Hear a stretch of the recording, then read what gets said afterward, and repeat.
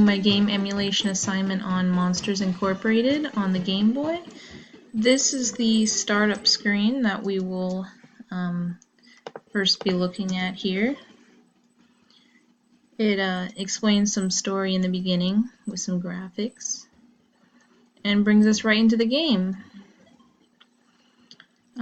We have 3 different options to go through. I'm going to look at badges first. So we can look at the characters in the game, it seems, with very limited information, just 2. And then we'll start the game. So Sully seems to be the main character and gives some instruction. So the controls are a little bit wonky. They're not as reactive as you might like and might notice in later video games.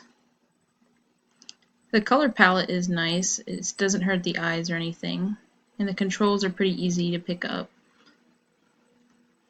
If anything, the movements are the worst part of the game. It's similar to Prince of Persia, except not 3D, so that's not as enjoyable. Prince of Persia was a game that came out in 1989, while this game came out in 2002 on the Game Boy Color. So that's quite a bit of ways from a older game. It didn't really explain any story about why we're collecting these things. I assume it goes along with the movies of the game, but I don't see any purpose to collecting these coins.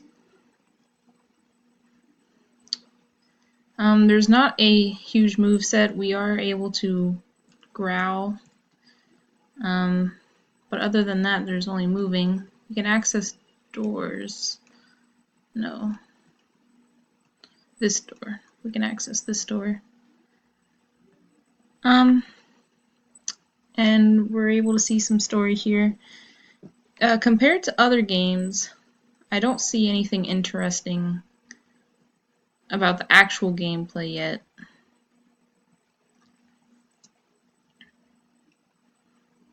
The story's better than other games of its time.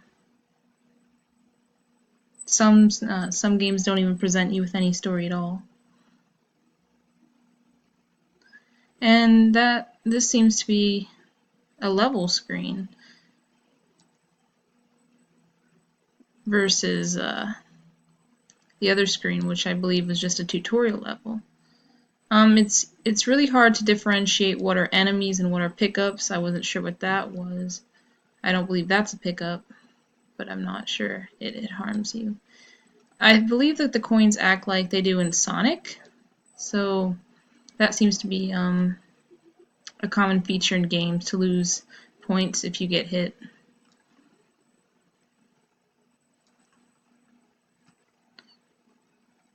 You're not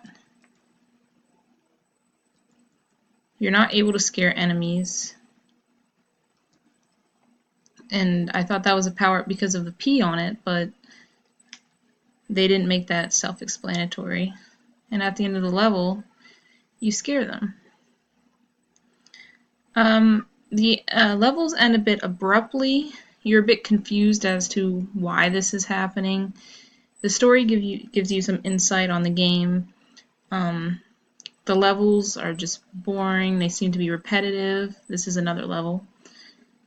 There are many different enemies, like a ladybug, but nothing that you would really, besides the cat, that you would really see inside a children's room. Like a creepy moving bear or a ball that bounces on its own. The levels seem a bit too easy. I don't believe this game is made specifically for young kids because these controls, there's just 2 controls and then movement. I believe they could have increased the difficulty like they do in Mario levels, which this is similar to, because you have to dodge the enemies, collect coins. In this case, it stays to the story where you have to scare the child, but It doesn't feel impactful when you get hit. I'm not sure how you can die. I suppose losing all your coins, but it's too easy to collect the coins that you can't even die, essentially.